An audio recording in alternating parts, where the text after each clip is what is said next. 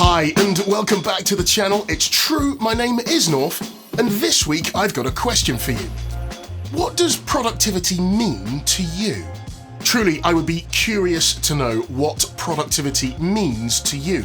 Of course, now in this new world of everything being flung to the four winds, productivity has a different definition for companies and individuals alike. But given the circumstances we're in, how do you stay productive all day? Now, I'm not talking about paper productivity, I'm talking about realistic productivity. How do we consistently stay productive all day? Well, in this video, I thought I would share 5 practical tips that I use to ensure that I remain productive all day. So let's see what they are. So if you're ready, let's get started.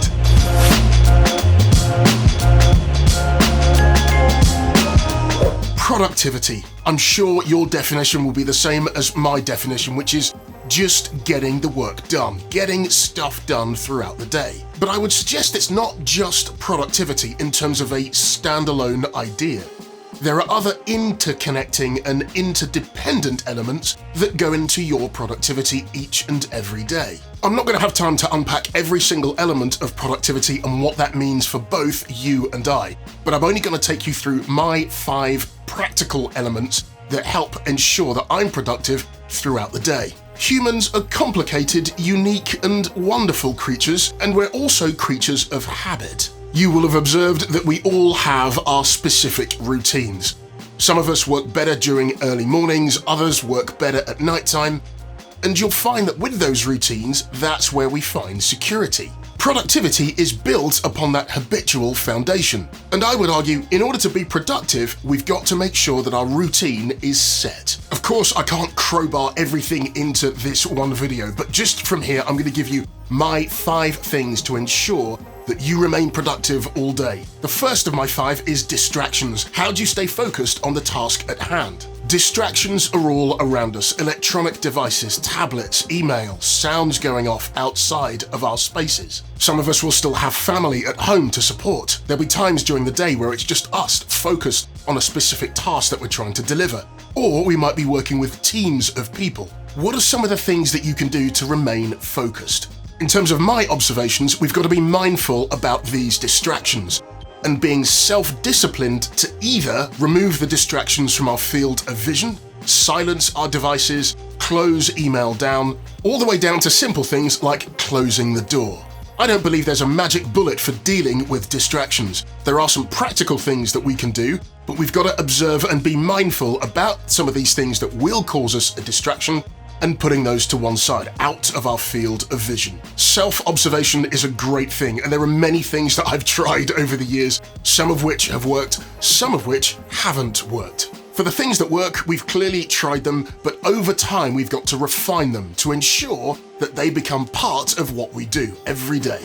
Distractions will obviously be electronic devices, your phone, your tablet, emails going off, but distractions could also be potentially what you're wearing. Is what you're wearing too tight? Is it causing you discomfort? If you're hungry, or maybe you're hangry, that will also cause a distraction. If there are noises going off, those will also cause distractions. So be aware of the things that cause you distractions and put things in place to mitigate them. You'll know that I'm a massive fan of pencil and paper.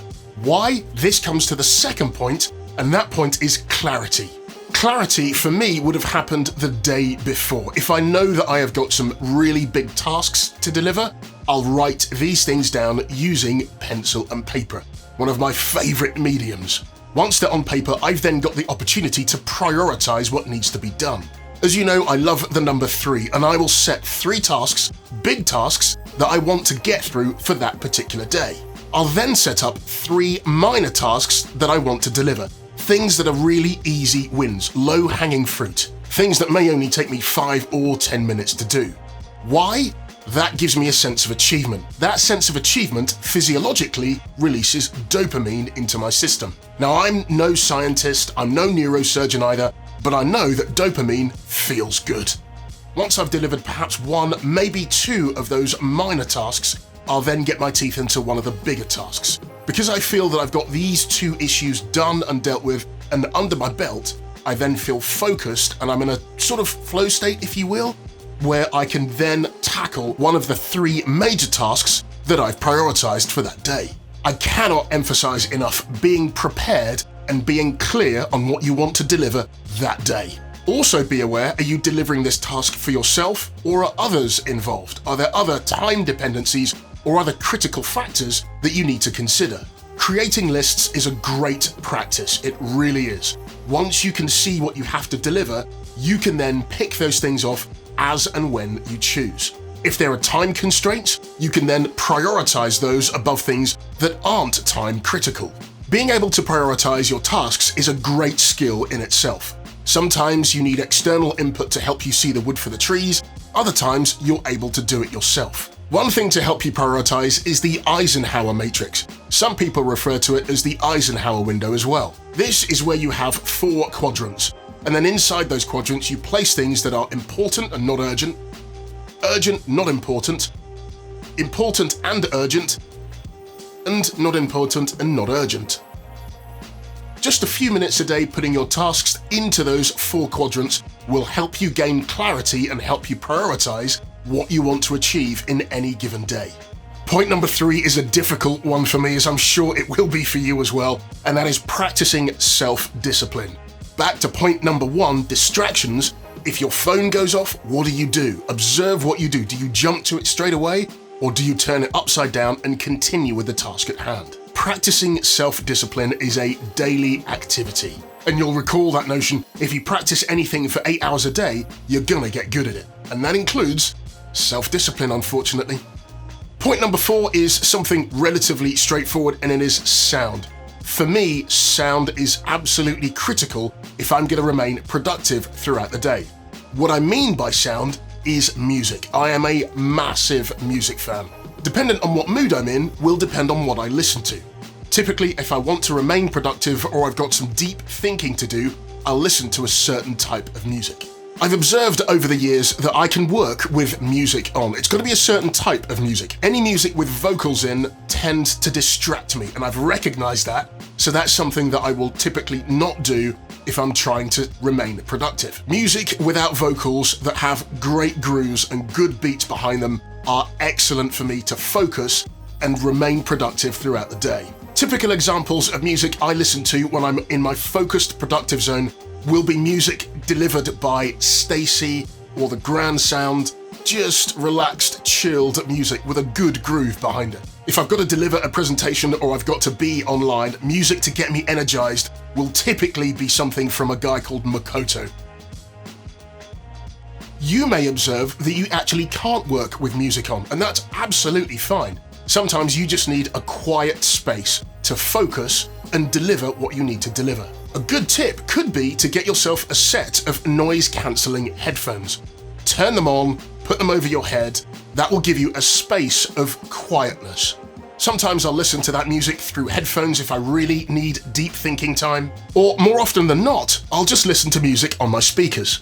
My 5th and final point is a 2-for-1, and it's time and space. You'll obviously need time and space to focus on the task at hand to ensure that you get through it as quickly and as productively as possible. But just as important is time and space for a break. I can only remain focused for a certain amount of time. You may find that as well. Once that time is up, I've got to step away and do something else, something completely different. Something maybe that's a little bit mundane, maybe getting a glass of water, getting some coffee, moving the post, but just for that short amount of time, 5 or 10 minutes, that break really does my mind a world of good. By switching my mind to a different path and doing something completely different, that's where the breakthrough happens. It might be that you're in the shower and ding, all of a sudden, you know exactly what you need to do in moving that task forward to the next step. So time and space, time to focus on the task, space to focus on the task in question, but also just as important is time and space away from the task in question. I encourage you to give yourself permission to try some of these things out. Some of these things you may have already done, some of them you may not have done already, but take the time to try some of these things out. Try, observe, refine, repeat. You just never know. Some of these things may actually be the catalyst to ensure that you are fully productive and focused on the tasks that you have to deliver. All of these 5 points together will help you get set up for success. If you can see what success looks like, you're then able to achieve it. And then at the end of the day, when you push your chair back and you've ticked off all of those things on your list that you needed to do today, you will then have that massive sense of achievement. Remember, these are all not magic bullets. For me, these have all come through trial and error, by trying things, by refining the things that have worked really well and binning off the things that haven't worked particularly well. And that's it. The 5 points that we looked at this week were: number 1, distractions and how to recognize them and remove them. The second one was clarity. What is it you need to achieve in the day? Put down 3 massive tasks that you want to deliver and 3 tasks that are easy wins. The third one was self-discipline, an active self-discipline.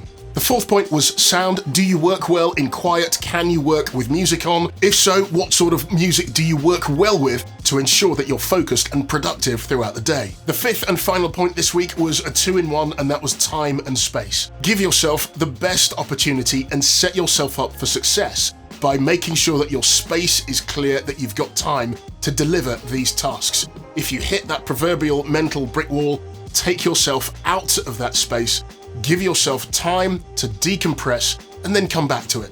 Please do let me know in the comments below whether you found this helpful. I would also love to know, just like I said at the beginning, how you define productivity and what that means for you.